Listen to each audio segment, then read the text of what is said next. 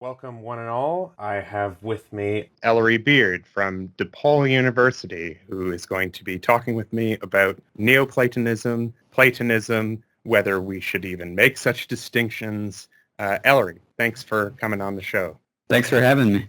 So recently, I've sort of been prompted to get you on the show because I read this article last week, and it's not a new article as far as I know, but it's new to me. And it is by Peter Adamson, who many might know as the host of Philosophy Without Any Gaps. And he wrote this article on Platonism or Neoplatonism in the last 10 years and what are the developments in the field and that sort of thing.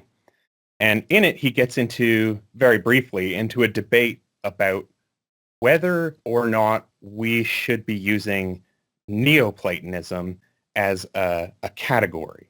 Because it turns out that when you do a survey of all of the extant Greek literature from late antiquity, something like 71% of it is Platonic works and commentaries on Aristotle. And so the question is, like, if that is really the overwhelming majority of the literature, can we really speak of it as this distinct school of just purely Neoplatonism, or is it just late antique philosophy more broadly? So I was wondering if you could touch on that, Ellery, and give me some of your thoughts on this debate. Yeah, sure. Well, I think we can speak about it maybe in two registers. So the first is kind of a historical view of the issue, which is to say, Plotinus and the later Platonists that come, in that time period in late antiquity, clearly there is some difference, right, from Plato. So even just on the level of the three principles that Plotinus indicates, or what kinds of arguments are made, what opponents they're defending against. So, skepticism, stoicism, Platonism at that time really kind of bolstered itself up against those kinds of opponents, and Aristotelianism as well. And so you can speak about it in those terms, and say, yes, so there is something distinct, sure, about the approach to Platonism, the kind of systematizing writing and whatever of Plotinus and the people after him, for example. So that's one way. It's this kind of historical. Clearly, right. There are differences. It's not that there's literally no differences in what Plato wrote and what the so-called Neoplatonists wrote. Right. But is that an essential difference, I guess, is the question. And so this immediately gets us into the idea of principles in a kind of higher sense. It gets us into the question of what the essence of Platonism is. It gets us immediately into this idea, is there a contradiction between Plotinus and Plato, for example? Are they irreconcilable? Is there some kind of major shift that makes Plotinus something new on a philosophical level, and not just a kind of historical influences, different context sort of thing? And I think, no, there's not a major shift. Definitely not. Mm-hmm. Yeah, because I saw somewhere that in the 19th century, they developed this idea that Neoplatonism is Platonism plus the genius. But it's like, okay, but you find that in Plato. It's in the Symposium when he's, tripping out on the front porch, talking to his daimon. This is not something necessarily new to Middle Platonism or Neoplatonism. So, are there any essential features to Platonism? It is a very meta-Platonic endeavor to try to pin down the essential features of Platonism. And I'm reminded of, if you listen to the Schwepp podcast at all, Brian Copenhaver, who translated the Corpus Hermeticum, was on recently, and he was asked to define Hermeticism, and he said, well, I just don't define it. And I think that's probably wise. But in the case of Platonism, it seems like definitions are certainly in order. So you mentioned like a week ago or so, this, instead of these two chief principles of Platonism that are often used, you proposed the thrice great pillars of Platonism. That's right. And so I like this idea. Would you get into that? Yeah, sure. So just to lay the groundwork here. So F.M. Cornford, Francis MacDonald Cornford, great old Plato scholar.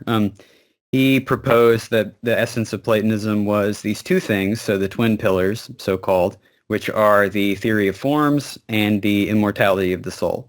Mm-hmm. And so most people, when they think of Platonism, might think of that. I was thinking that really those are kind of too specific or something. They don't get to the kind of structural features of Platonism that are behind the scenes. So those are like the tips of the iceberg or particular instantiations of something broader. And that's one thing I like about Plotinus so much is he basically emphasizes those broader things and those kind of background, like structural features of the metaphysics. So I proposed, instead of the two pillars, the three thrice great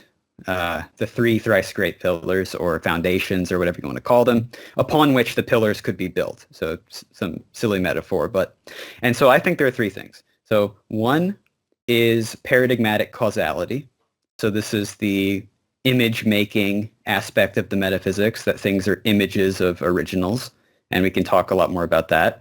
Mm-hmm. Two, the transcendental argument for intelligibility or knowledge. So this, just in brief, is to say that things are intelligible to us, and how is that possible? So even if we're wrong about our beliefs, there must be some kind of intelligible ground from which even false beliefs can emerge. So this is, recollection and ideality from the Phaedo, for example, that sort of thing. Mm-hmm. And then three is the self-moving soul. So the soul allows you not only to have beliefs, but also to ascend in the ontological hierarchy, so to speak, to enter contemplation, union with the one, all these kinds of things, or to get worse, so better mm-hmm. or worse. And so basically, you've got the ontological side, which is the causality. You've got the epistemological side, which places the paradigms within the soul. And then you've got the ability of the soul to go up to those paradigms. So I think you need all three for Platonism to really work properly. Right. I think that makes sense because, and that seems to be transferable over to other iterations of Platonism within the context of, say, Islam or Christianity. What I'm personally knee-deep in right now is Marsilio Ficino, and, I don't know if we would call it the self-moving soul, but certainly the moving soul. And there's kind of, I think this goes back to Thomas Aquinas, where there's this debate on the extent to which the soul moves and like how it must be drawn up by grace, and that's a gift that is handed down. But in Platonism proper, that isn't a thing. There isn't grace, is there? But there is faith, and that is sort of the movement by which the nous moves, is it not? Faith, you say? Yes. I'm not sure about faith moving the nous in all right. So while there's will and intellect, at mm-hmm. the very least, there are the will and the intellect and the intellect. But the thing is, like, what is the will and what do the will and the intellect do? How do they operate? What is the mechanism by which they proceed? Are you speaking of how intellect cognizes its intelligibles, or are you speaking of how we as an embodied individual move upward towards the intellect proper? I think more so the former, because, well, I mean, it is ultimately, I think, trying to get at both things together, but more so in your how the soul is moving. What is the mechanism by which the soul moves? Well, it can move by purification is for Plotinus the primary activity. So achieving virtue is basically what's happening is the soul, when it's down here in a body, it has all these accretions around it. It's gotten muddy, in other words, and you need to wash it off. And so when you wash it off, what you're doing is you are kind of pulling the soul kind of back inward or upward, depending on what metaphor you prefer, and you are kind of shedding those outer accretions and getting back towards a more purified state. So that purification is just literally the movement upward in or inward in the Platonian scheme, at least. Right. And is that because one is assimilating oneself to simplicity? Yes. Yes. So it is through the ascetic impulse you are heading to the one. You're decluttering your life or uncomplicating things and stripping back those layers. Yeah, just detachment, broadly speaking. So now there's all this stuff about detachment, but then you have guys like Plotinus who run orphanages and things like that. So that doesn't sound very detached. Do you have any thoughts on that? Yeah, well, it's not detachment as in you just sit around or hide in a cave or something like that. It's detachment more in a Stoic sense. So Right. people have said Plotinus's ethics are basically Stoic ethics, just with Platonic metaphysics kind of put behind it. And I think that's probably true. Mm-hmm. So you can act in the world and do all sorts of things while still being detached in the proper sense. Yeah. So like Porphyry mentions in the Life of Plotinus that Plotinus would kind of always be contemplating, even when he was doing other stuff. His intellect his soul was really kind of up there. It only looked down when it needed to really do something, and then it would. But he could do stuff while contemplating, and that's a skill I wish I could have more. Yeah, the absent-minded philosopher is a trope for a reason, I guess. Absolutely. Falling in the well. Yeah. Even back to that, yeah. So in Ficino, we have his universe is like a hallway of mirrors. And it's, as you say, it's like images, copying images, copying images. And so is this the mode by which causality operates within the Platonic schema? Because so my main approach to this has been like to thinking about this problem has been historically, because I've noticed that there are different approaches to history where there are the more traditional Greek approach to history, which is like Herodotus and Thucydides and Livy and these guys who write causal narratives. They're not writing these grand narratives that have an inborn teleology. There aren't any overarching metaphysical principles tugging on history like justice or so on. But then the prophetic mode of doing history, and that is very different from what you get in antiquity and is more prominent in the Middle Ages. But they're both ways of thinking about history. It's just that one emphasizes physical causality, whereas the other one is more of a semiotic or hermeneutic approach to understanding history. And it's through images and through similitude to those images. And I wonder, how does that work in the metaphysics? Like, how do images act as causes? Yeah, that's a very, very good and tough question. So basically, the way I think about it, there are two ways to think about how causality works here. One is the strictly archetype and image relationship. So that is to say, there's an original and then there's a copy. So that's kind of on the discrete level, so to speak. The image is what it is, and it is an image of its original or its archetype. Now, that doesn't fully answer how the two kind of connect, right? Which would be the causal moment. So this could be like a classic old school criticism of Platonism, is that, sure, these patterns are instantiated in things, like this tree outside my window is, a tree, and it might be in some sense an image of this pattern or something, but the image isn't causing the tree, is it? So this could be kind of like a critique of the image. But Platonism has to accept that the tree is being caused by its archetype.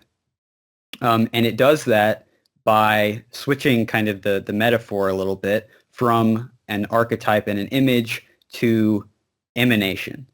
So that's going to be the way that the discrete levels of the hierarchy are connected is through emanation or radiance or overflowing or all these kinds of metaphors. Mm-hmm. So are there trees independent of the nous? Or maybe that's a silly question to ask a Platonist. No, they're not. Right. Everything here is an effect, a manifestation, an emanation of a higher cause. Mm-hmm.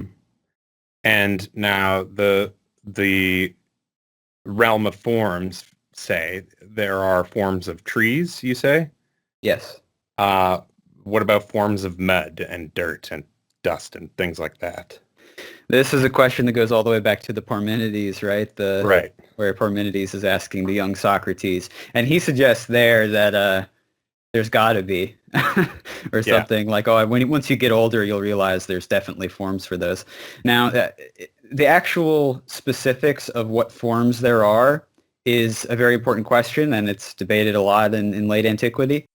Now, more interesting for me is not so much, how many forms are there or how did they reduce, is there a form of this composite or is there just a form of the two parts or something like that? Yeah.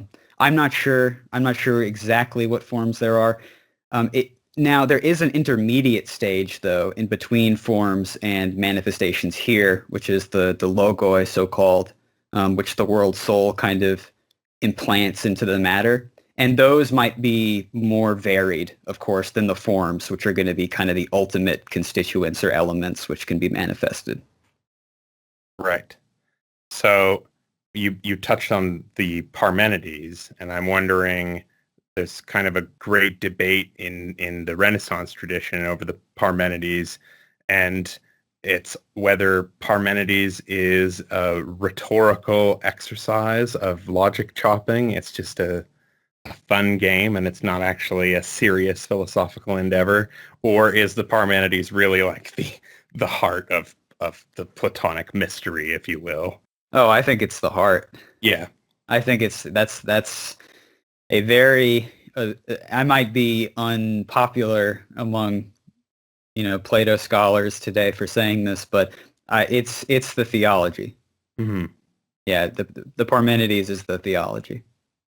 So could you maybe touch on for the audience what that is? Like, because the Parmenides, like if you aren't familiar with Platonism and you go and you read it, it is like a whirlwind of craziness in terms of like trying to follow the arguments. Very rigorous logic chopping and going back on itself and making assertions and then countering those assertions and then countering the counter and so on and so forth. So like, what is the nut of what is going on in Parmenides? So yeah, so the first part is basically just different critiques of the theory of forms that Parmenides gives to Socrates. And so a lot of people think that this is Plato. I don't know how they could possibly think this, but a lot of people think that this is Plato criticizing himself and kind of renouncing the theory of forms, and then being replaced, for example, in the sophist, the kind of conceptual analysis sort of thing. I can't imagine that interpretation is right, just personally. It's rather critiquing certain aspects or formulations of the theory of forms, right? And so then the second part comes to, I think this is what you're actually asking about, but I think the context of the criticism of the theory of forms is very important. But then in the second part, the second half of it, or maybe longer than half, is the hypotheses, so to speak. And there are just a big number of them. And each one, he just says, here's our hypothesis or our supposition, the one is, and then what follows from that. Or the one is not, and what follows from that, what follows from it in relation to itself and to another. And, so all the different little combinations of how the one and the not one or the many relate. Yeah, the one neither is nor is not, ultimately. Yeah, that's the conclusion of the first hypothesis, right? Yeah, and then he goes back on that, though, right? Yeah, well, whether he goes back on it is the question. So in late antiquity, the interpretation is that the first hypothesis in the Parmenides is the one, like the first principle. Yeah.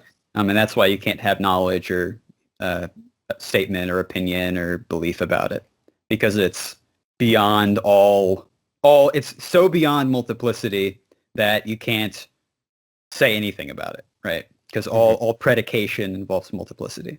Mm-hmm.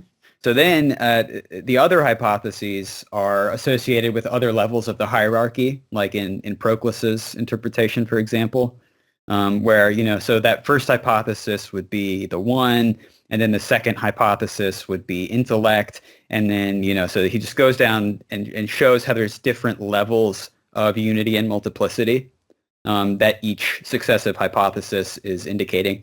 And the nuances of that are very confusing and very complicated.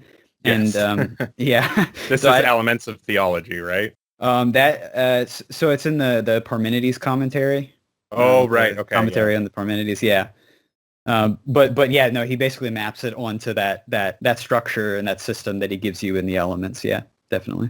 Yeah, Elements is a slog to read. Just like if you're like, I'm going to go read some philosophy, and you think you're getting into reading Phaedrus or something like that, and you're getting. I love the Elements of Theology, though. That's like probably the best introduction to Platonism written by an ancient author. Yeah, I think that's why I like Dionysius so much, is because he just calques Proclus, but dresses it up in angels and the hierarchies of angels and things like that. And I don't know, it suits my aesthetic sensibilities. I don't know how different he, as a monk, conceived of the angels from like Proclus's what are they called? His triads. Oh yeah. There are so many triads there. Yeah, There's a million of them. Yeah, I forget what all the special terms that he uses, but basically they are analogous to angelic orders, and there are 3 rungs of orders in the angels, so it's 3 times 3 for 9 rungs of angels. And then later on in antiquity, you get like guys like Joachim of Fiore and later on Marsilio Ficino and Pico della Mirandola, where man is the 10th angel. So man was created by God to fill the spot where Satan once was the second next to the throne room, or he was in the 2 spot, and then he gets kicked out, and then God creates man to fill in that spot, and then in the garden man falls and has to do the turn and the return in good Platonic fashion. And I mean, this of course these are ideas that start with St. Augustine, who is reading probably Porphyry, maybe Plotinus. It's hard. We don't know. Definitely Plotinus. Yeah, I would say commentaries of Plotinus, because we don't know for sure. He just says Libri Platonici, but then his language is totally Plotinian. Mm-hmm. Right. So causality. So the images, do they act or something? Like, I mean, certainly through light, right? Because it's like if I look in a mirror, it's not like that image in the mirror is not being caused by me being there. Like this, like there's no sort of division between me and the image in the mirror. That is there's light between us, and that's kind of what Ficino and all of these later Neoplatonists are getting into, is this light cascading out of God. So is light the operative stuff that is everything light in the Neoplatonic cosmology, or in the Platonic cosmology? Yes. Yeah, sure. So it's a hard question. Yes and not. Yeah, I mean, Plotinus, so Plotinus is my specialty, so I always go back to him, but he basically uses a few different metaphors for when he's talking about how emanation actually works. He doesn't use a single word that corresponds to emanation or something like that. He typically says overflow, or indicates that it spreads out or goes out, or that sort of thing. Yeah, it's like diffusion metaphor. Exactly. And so when he's talking about that, he gives different images. Sometimes he says, snow spreads its coldness, out to stuff next to it, or a fire is hot in itself, and it also warms things up that are nearby. Yeah, Ficino makes the same argument in this book I'm translating right now. So he's like just jacking it right out of there. Yeah, exactly. And this is because this is basically a metaphysical axiom of a sort, which is that things overflow. If there is any such thing as a metaphysical axiom in Plotinus, it is that things produce. And they produce not by looking to a model in kind of an anthropomorphic sense and trying to make something like that. They don't even really know the effect that they're producing. They just are what they are, and that being what they are overflows and produces an effect basically like a byproduct is almost how you should think about it. Yeah, so the one is good, and by virtue of being good, it wants to diffuse itself. So it makes an image of itself, and then from that dyad can basically just like keep making all of the numbers. I don't know. Is that a fair representation? That's kind of the tetractus in my mind. Yeah. Oh, yeah. Yeah. As for the one wanting to make something because it's good, it's not quite. So as long as we don't understand that in the sense that the one takes its production as like an intentional object of it or something like that. It's not like it's sitting there and thinking, oh, I'm good, so I definitely want to make something. It just is good. Yeah, it has no will. Right. Well, or maybe it does. Okay. And then its will would just be itself, though, because it has to be like purely simple.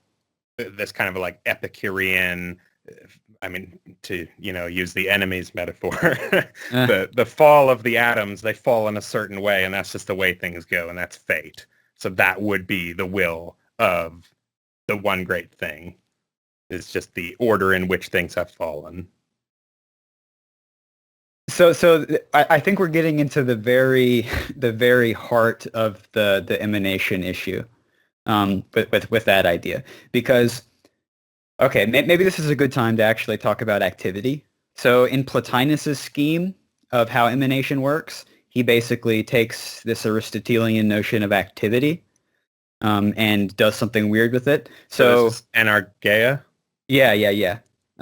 So basically, he distinguishes between what he calls the activity of the substance or of the being and the activity from the being or from the substance. So energeia tes ousias is the activity of the entity, or the energeia ek tes ousias, which is the activity from out of or going out from the being. And so the one, for example, just is its interactivity. So being what it is just itself. There's no distinction. It doesn't have an essence that's separate from it. It just is its interactivity. And typically, Plotinus will say that the interactivity of something is the being itself or the thing itself. That's kind of the entitative part of being is going to be an interactivity pretty much always, even in perception and existence down in the sensible world.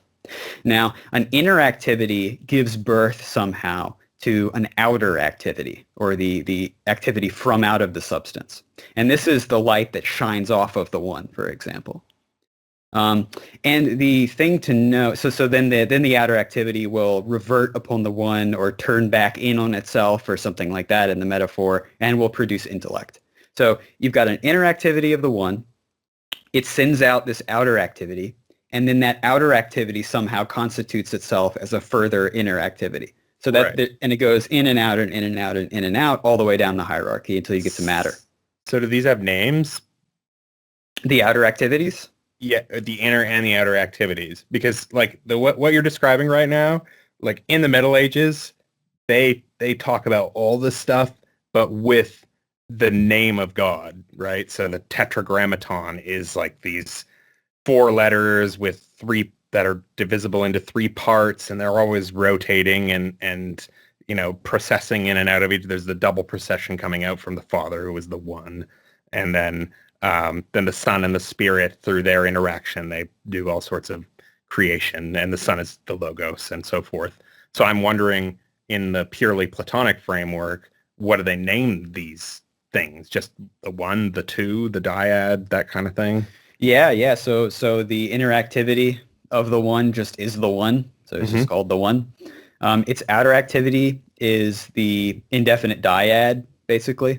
Plotinus has the dyad coming out of the one, rather than a kind of more dualistic sounding picture where the dyad is kind of, co-original with the one. Rather, it comes out of the one through this emanatory process. And then the next interactivity is intellect. And then intellect's outer activity, I don't know if there's really a good term that Plotinus really uses for that. And then the next one's soul. So no, they're just the principles and the kind of in-between layer of outer activity that kind of subtends the discrete principles. Kind of this continuous shining that goes in between these nodes is how I like to think about it. So where does love fit into all of this at this extremely high level of abstraction? Because there's, the Diotima's ladder and all that. And that starts at a rather low level. But when we're talking about something like the action within the Tetractus, is love present? Is that the thing that's doing the stuff? I don't know how to frame this question. What's love doing? So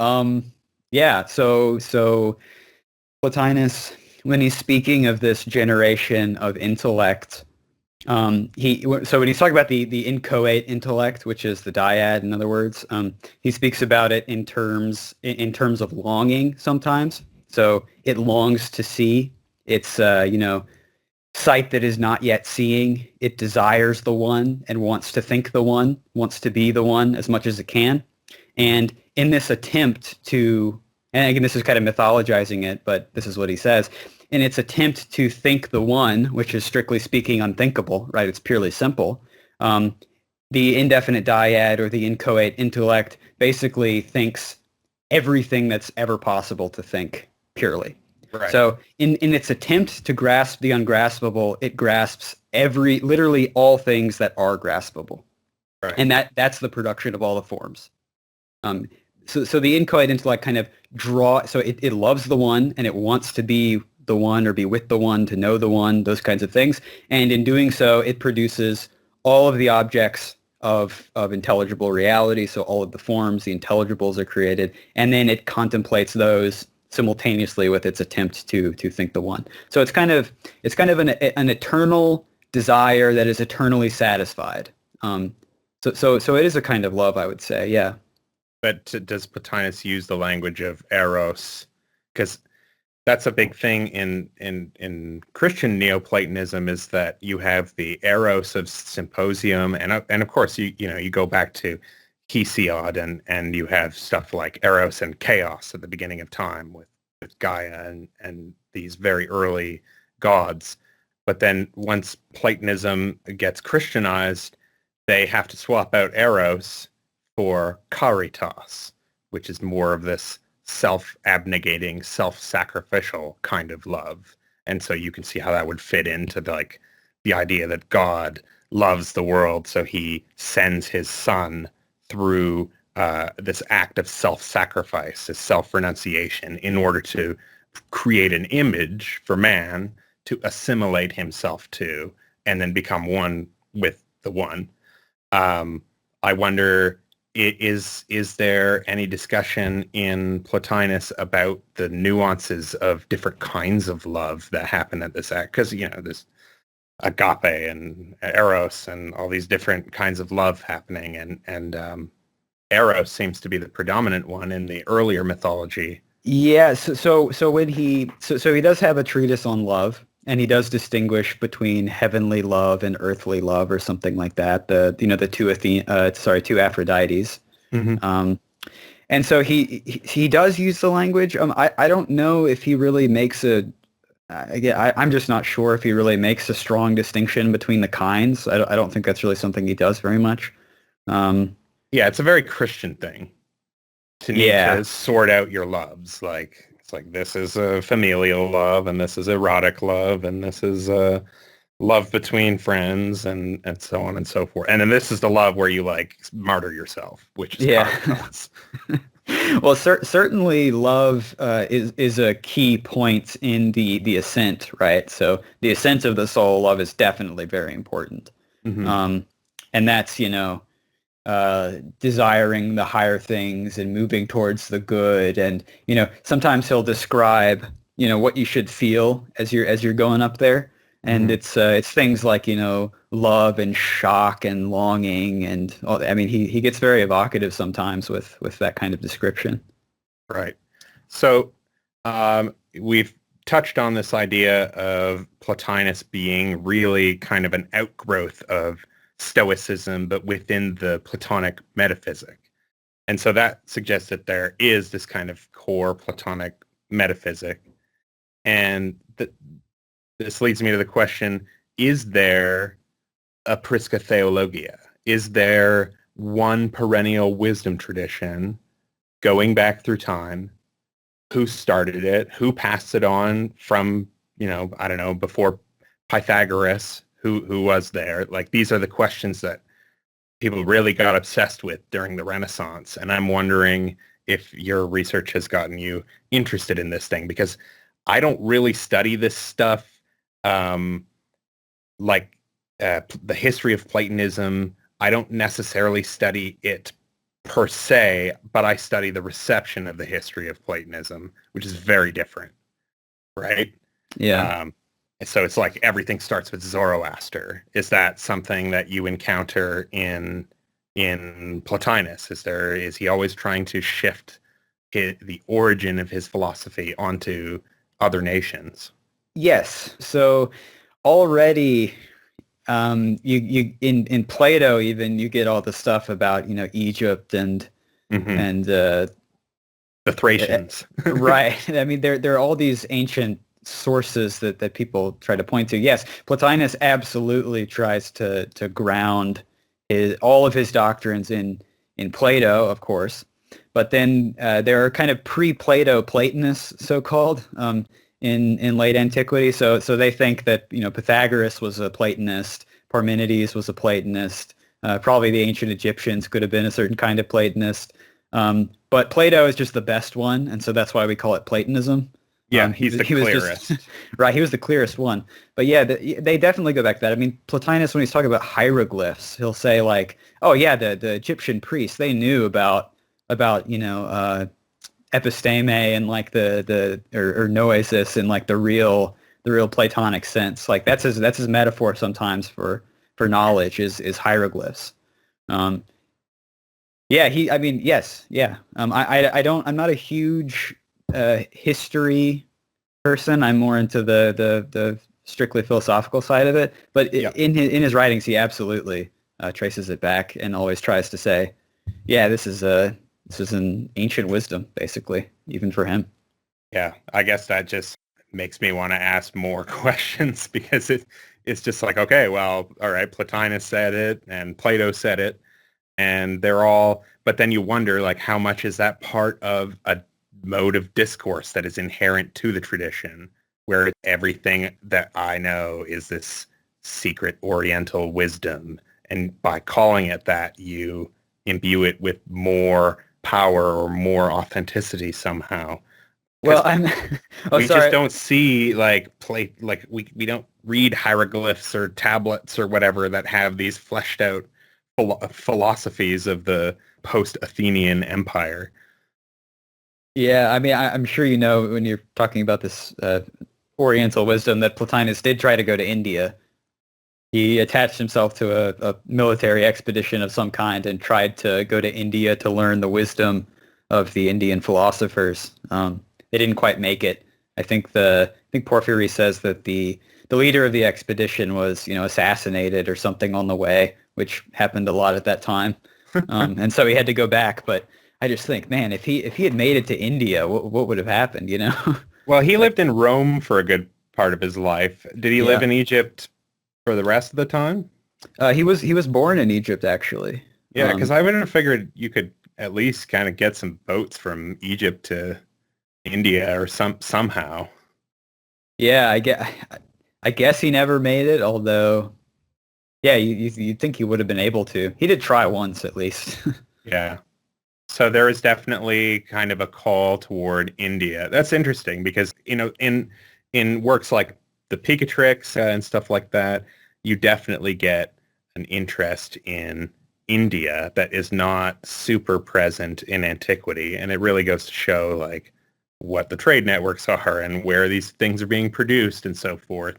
And, they bring in different astrological systems like the mentions of the moon come from India, so they import that system and then like fuse it with the Egyptian Deccan system. When these are two systems that totally don't normally work together, but in that Hermetic, Platonic, Aristotelian astrology system, they merged a bunch of different temporalities together. So actually, that makes me want to ask about Alexander of Aphrodisias. Are you familiar with him at all? What's the shtick with him? I'm not fully versed in his works, although he is considered, I think, probably the bad offspring of Aristotle for the Platonists. The Platonists, especially Plotinus in particular, is very, very pro-Aristotle insofar as his technical terminology and his kind of way of structuring things goes.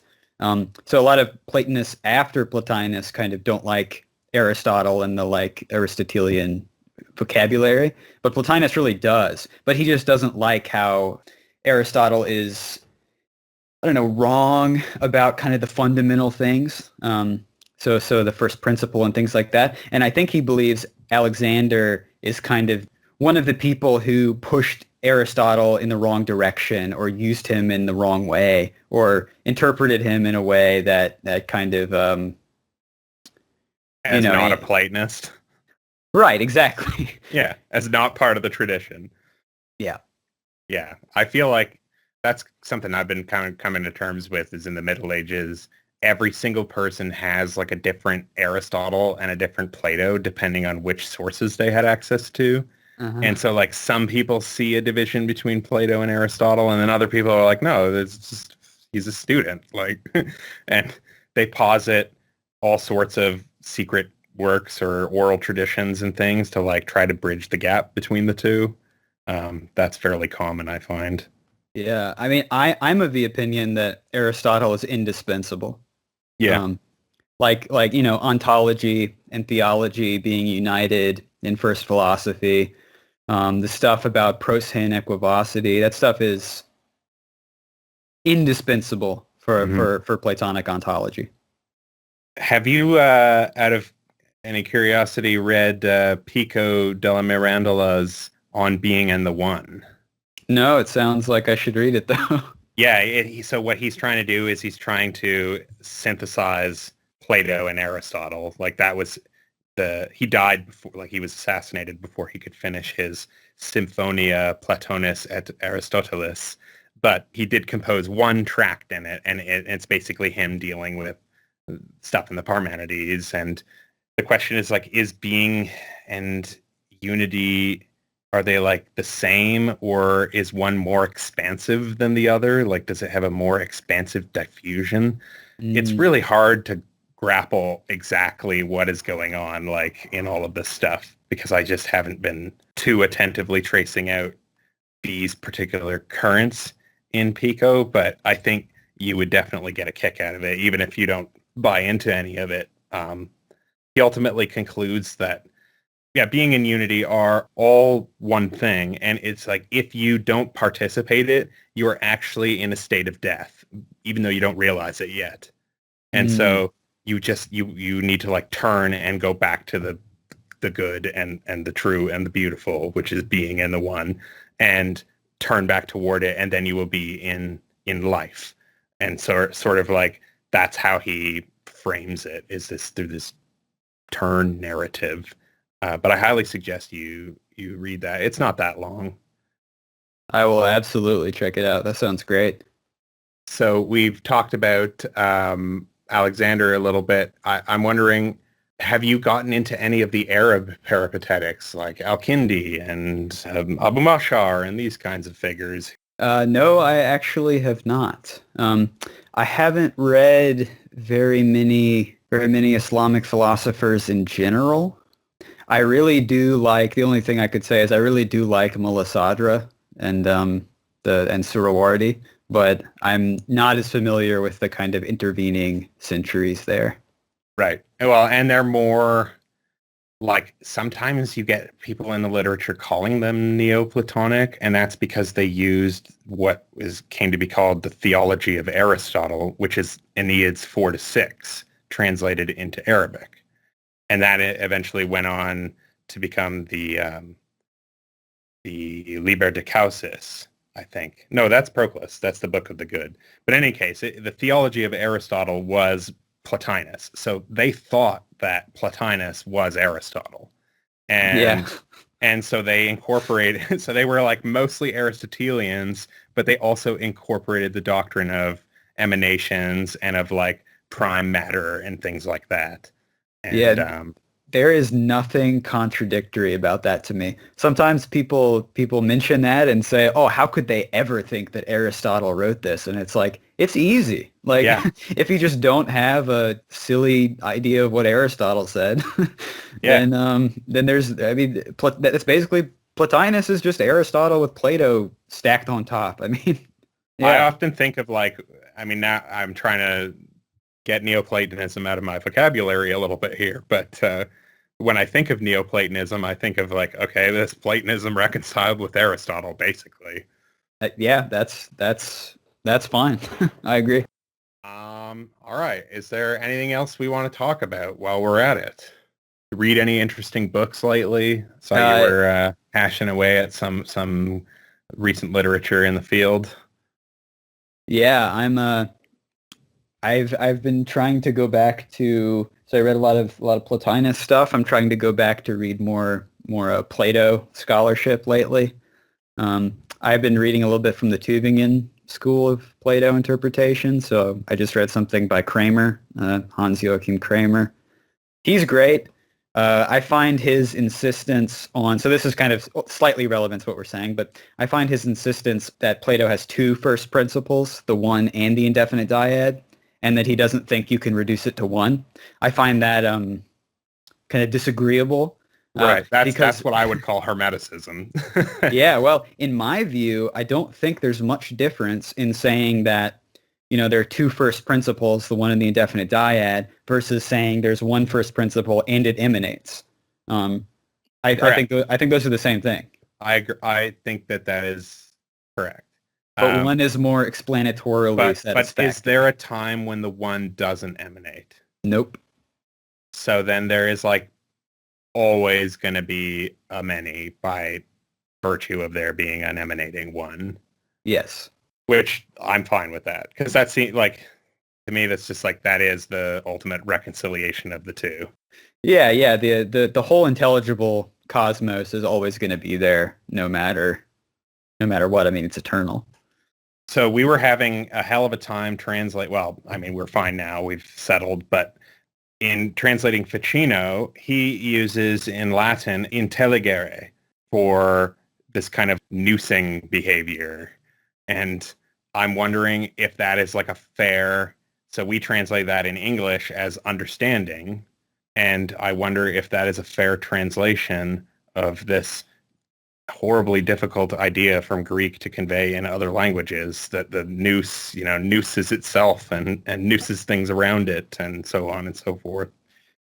Yeah, I don't think there's a good word that kind of captures it all. I usually use intellect and intellecting or something like that. Yeah, because it's more. You're thinking intelligizing was what I was trying to offer, but then the other translators, they're like, no, that's not, like, that is a word, but it's also not a word. So we're going to stick with understanding, and there's a lot of precedent for that too in English. But intelligizing or intellecting, it's really hard to get these. I find those better, like intellecting, for example, or intelligizing, because it seems to go more naturally with a direct object instead of a like subordinate clause. Right. So I intellect the form rather than understanding, something about the form. Yeah. So it gets rid of it's more naturally gets rid of the tendency to think of what nous does as something discursive or something that works with propositions or something like that. Yeah, but any of those words could work as long as you don't go to a subordinate clause like it knows that something or it understands that. Yeah.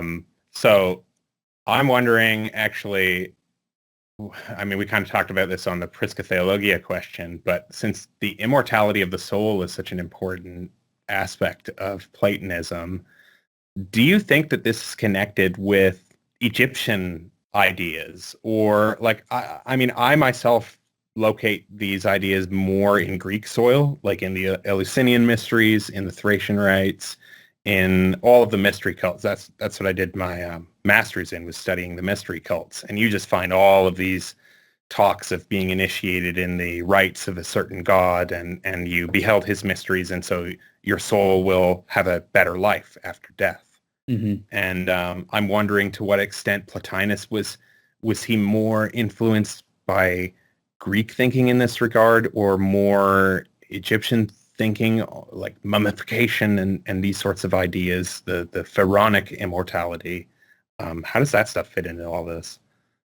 Well, at the risk of going slightly beyond my specialty, slightly beyond my wheelhouse, I do think it's Greek. And I think it's Greek probably because so the reincarnation or metempsychosis and all that is one thing, but that typically still treats the soul's immortality as if it is a still some kind of subtle material thing, right? Mm-hmm. That it moves around, it goes between bodies and exists in my body, It's and a then spirit. after death, right? It's more like a spirit, yeah.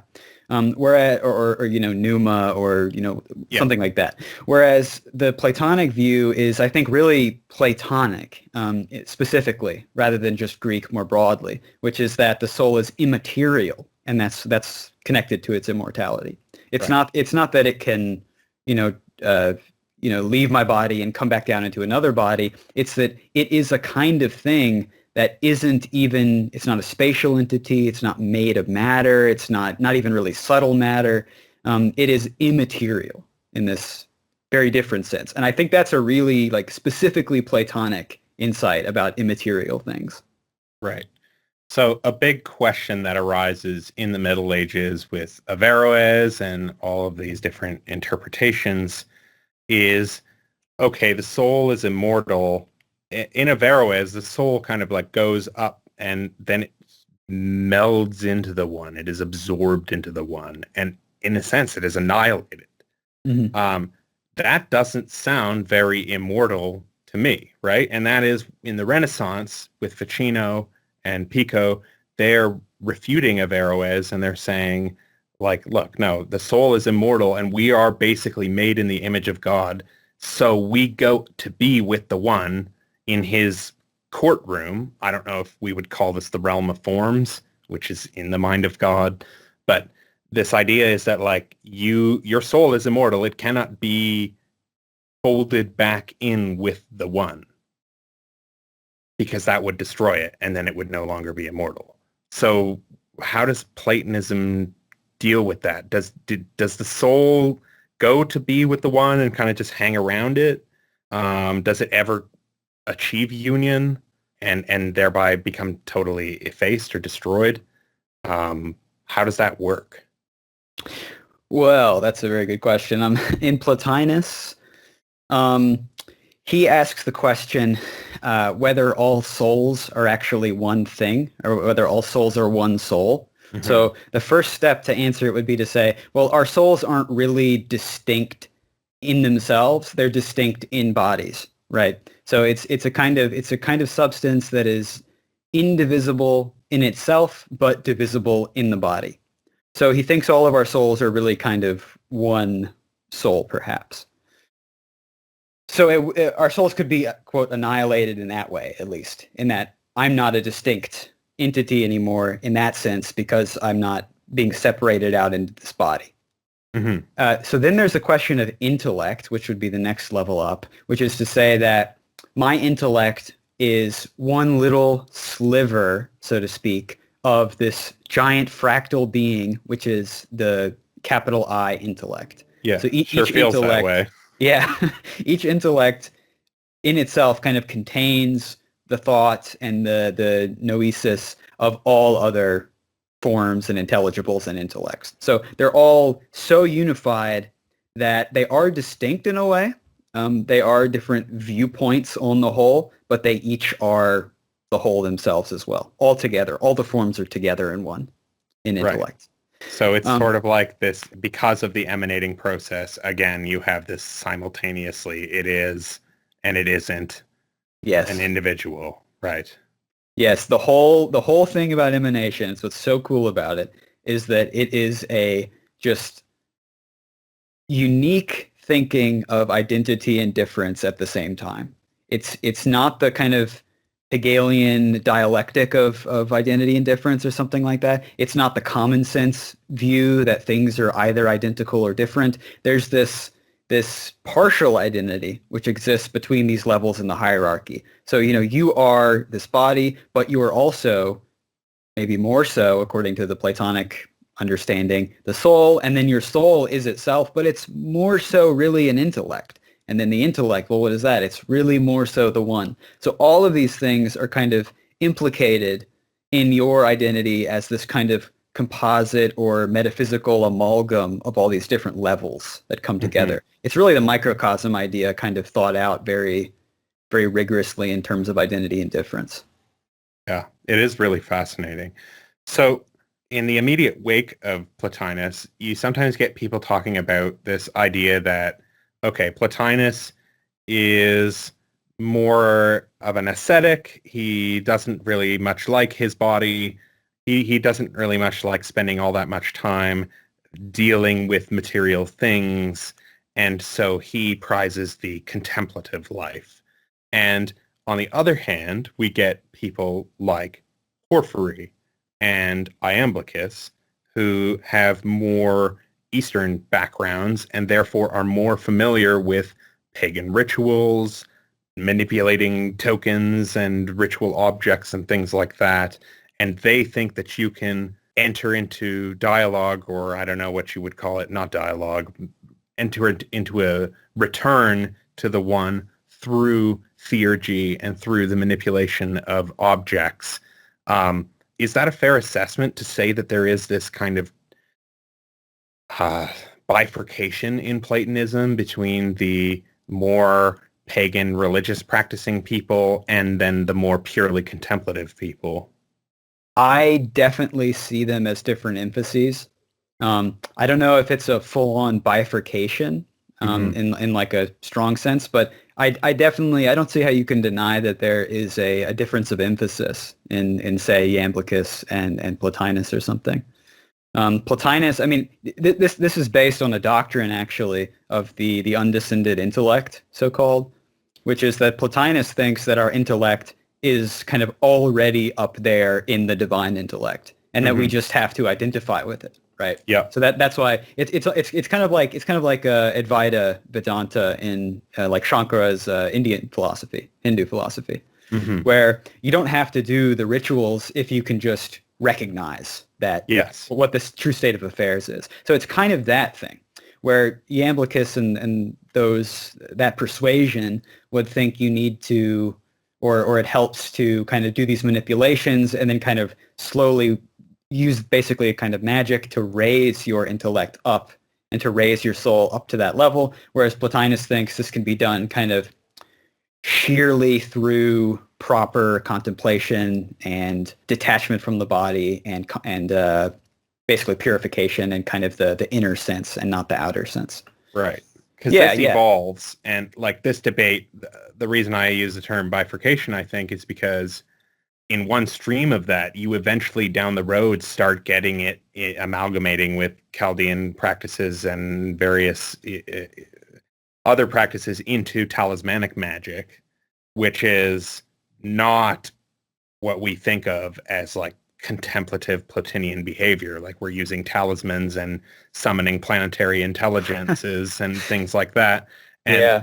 and so it's, someone like Iamblichus would see that and recognize that and be like, oh yeah, of course. Whereas somebody like Plotinus or later Ficino and Pico, they look at that, and or even Roger Bacon much earlier, they look at that and they go, why?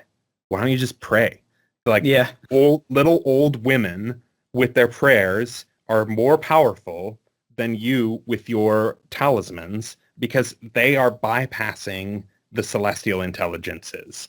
They're Hmm. just going straight to the top and they're cutting out the middleman. So like, why would you even bother dealing with that stuff? So there's like this Platonian privileging of the contemplative over the ascetic. And I wonder if like, did Iamblichus or Porphyry, did they have a rebuttal for that?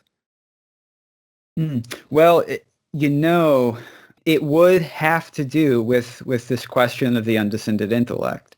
So if Iamblichus and people who follow him think that the intellect is descended, then you can't just bypass it. You have to manipulate your way Yeah. up the ladder, so to And speak. passcodes and things like that play into it as Exactly. well. Yeah. Exactly. Whereas if you can just identify with the intellect directly, if it's undescended, then you can just bypass it, right? Not exactly with prayer in the Christian sense, but certainly with a kind of inward contemplation of some kind. And in the life of Plotinus, Porphyry reports that thing where Plotinus didn't do magic, or it seems like he didn't according to the accounts, but someone tried to curse him, Yeah, and star strike him. he was just so holy it reflected back Yeah. on the person who did it. It's like, yeah, just do that. Just be so holy that you reflect any kind of Yeah. malign intelligences. Yeah. So this is what comes around in the Renaissance, right? Because from Plotinus, we get Augustine, and Augustine, within his life, lives in these monastic communities, and he sets up these brotherhoods, contemplative brotherhoods. And then this kind of mode of spirituality, it's being practiced by the Desert Fathers as well, and it becomes kind of a staple of monasticism in the Latin West, well, and also in the Greek world. But then these currents flow into the Renaissance, and eventually those are the big debates is like, okay, why get into all this stuff when we can just bypass it all? And I think Plotinus really is the exemplary contemplative philosopher who is saying you don't need to summon demons, you don't need to talk to planets, you don't need to do curses or anything like that. Just believe in Jesus and go straight back to the one. And that's it. And don't worry about trying to, say barbarous words to bypass certain angels or that are or archons that are guarding your path. Jesus is the password that will just take you past all that stuff anyways. So it is interesting how Plotinus resonates throughout time in a way that he totally would not have endorsed even, I think, or Yeah. or like there's no part of Plotinus that accepts that the word incarnates. Oh, There's that absolutely not. like that is the ultimate, I think, distinction for all of the similarities between Christianity and Platonism, that the incarnation is like an abomination to Platonism. So it's That like is how could correct. how could the word ever incarnate? Yeah, there's no way that the higher can go down and be the lower directly in Platonism. The higher can express itself in the lower, but the best the lower could be, if it's going to be lower, if it's going to be down here, is to be a better reflection of something higher. Yeah. That's the best it can do. That's why I think in Ficino, like the idea of transvaluation becomes so important, because he's like, Jesus is not trying to be like the best. Actually, he's trying to be the like, most wretched. And it is through his transvaluation of pagan values, he is showing that this is how much God really is. So it's like by the abasement, he's like bringing it back up to the highest. And that's kind of how they wrap their minds around it. But of course, there's no continuum in Platonism. It's just a straight line. Yeah, yeah, and the higher is already here, but you just have to Have to go inside and find it. So how do we reconcile Platonism with like all these modern philosophical systems? Like you are yourself a modern Platonist and you believe, if I'm not mistaken, that it is the best system. Like they figured it out centuries ago and then people have been tweaking with it and there's just been a mess ever since then. Is that a fair characterization of how you think about Platonism? Absolutely. Yeah. So where did the mistakes go wrong? Like where were the big moments of derailment? Is it nominalism? Where or is it right in at the beginning with Democritus and these guys? I don't think there's one specific point where everything got messed up. I think every every step away from Platonism has been a bad one. Right. I mean, so I really like the way that Lloyd Gerson, great Plotinus scholar and Platonism scholar, the way that he kind of identifies Platonism with the rejection of five things. And those five things are materialism, mechanism, relativism, skepticism, and nominalism. So those all come out of the dialogues. They're explicitly rejected in Plato's dialogues. And I feel like every time one of those things that Plato rejected gets accepted, that you get into a lot of trouble. And I feel like almost everyone, I mean, pretty much everyone except the Platonists accepts some form of one of those. Mechanism, yes. Materialism is probably the most common. Nominalism was bad. I mean, I don't know if there's one like particularly bad thing that happened. In my mind, in the Middle Ages, nominalism is the big one, right? Because it's like you are living in a totally Platonic realist society where everybody is in this Platonic realist mode of being. And then all of a sudden somebody comes along and says, actually, the Eucharist isn't the body of Christ. They say, well, what do you mean? And it's like, well, no, it's just a symbol of the body of Christ. And then this kind of cascades outward from this central community binding ritual where all of a sudden, oh, words and symbols don't touch the realities, that they're just things we agree on. And I think that that is kind of a place where, you know, relativism certainly has a lot more room to grow in that environment. But yeah, I wonder what is Plato's refutation of nominalism? How does he deal with it? Because modern day philosophers evoke conceptualism, that there are particulars and there are universals, but we have concepts in our minds, and concepts are real. It's just that they're not the actual real thing, like the perfect triangle or whatnot. Yeah, so this would take us to the I think this is maybe the second of the thrice great pillars that I mentioned at the beginning, which is a transcendental argument for knowledge, which places the paradigms within us. So Plato's argument against it would have to be that, you know, and I'm not conceiving this as like some kind of knockdown, some kind of knockdown argument against conceptualism or something, but just the response would be along the lines of saying, well, even if you have these wrong beliefs, even if they're wrong, they have to be predicated, they have to be based, they have to be founded by something that is true. Like Plotinus will say this a lot. So the judgment of whether something is just or not has to rely on some real justice. It can't simply be my idea of justice. Mm-hmm. And my idea of justice, well, where does that come from? How does that relate to the world at all? Is there such a thing that is a kind of pattern of justice that just things can come to imitate or something like that? He has to say, yes, of course, or else there's no explanation of anything. This is like the key thing with Platonism is everything is explained in this hierarchy, ultimately by this first principle, but there are all these intermediate steps that are necessary for each explanation. And if there's no real paradigm that you're referring to, then strictly speaking, in the Platonic sense, nothing is explainable. Mm-hmm. Right. All right. Well, I think we covered a lot of ground, and I'm wondering, if there's anything else we want to add before we wrap up. I would say to all the listeners, think about emanation as much as possible. Yeah, I agree. I think I can agree with that statement.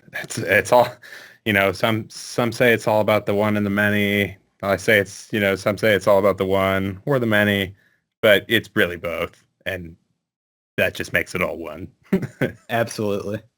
All right. Well, Ellery, thanks for coming on. And I really appreciate having you here explaining these kind of hard to grapple with concepts. I'm sure people will really appreciate it. And I think that this might be part of a mini series I'm putting together. Since last time I had Dr. Matt on to talk about world Pythagoreanism, and I've had you on to talk about Plotinus. So I'm probably just going to look around and find people to talk about other obscure Platonists, and not that, Plotinus is obscure or anything. But I really appreciate you giving us your time and your thoughts, and I look forward to engaging in your Platonism in the future. Yeah, thanks for having me. It was great.